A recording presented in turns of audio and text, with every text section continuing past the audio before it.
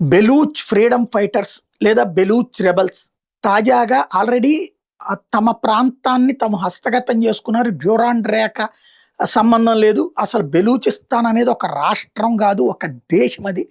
ఆ దేశాన్ని పాకిస్తాన్ బలవంతంగా 1948లో లాక్కుంది. అసలు దానికి మాకు ఏంటి సంబంధం? మా దగ్గర ఉన్న సహజ వనరుల్ని చైనా వాళ్ళకి దోచిపెడుతుంటే దానికి వ్యతిరేకంగా ఉద్యమం చేసినటువంటి మా యువజనుల్ని చంపేశారు, మహిళల్ని మాయం చేసేశారు. అలాంటి రాక్షసులతో మేము ఉండటానికి సిద్ధంగా లేమంటూ ప్రారంభించినటువంటి ఉద్యమం ఆయుధాలతో అతి ముదిరిపోయి అక్కడ పాకిస్తాన్ సైన్యాన్ని ఊచకోతకు వస్తున్నారు. నేల మీద బెలూచిస్తాన్ వెళ్ళడానికి ఉత్సపడుతుంది ఒక్కొక్క పాకిస్తాన్ సైనికుడికి. గాల్లో నుంచి దాడులు చేసినప్పుడు తప్పించుకుంటున్నారు. మళ్ళీ మళ్ళీ మళ్ళీ మళ్ళీ కొత్త బృందాలు వస్తున్నాయి. తాజాగా ఈ మధ్యనే తమకు తాము స్వతంత్రాన్ని ప్రకటించుకున్నారు.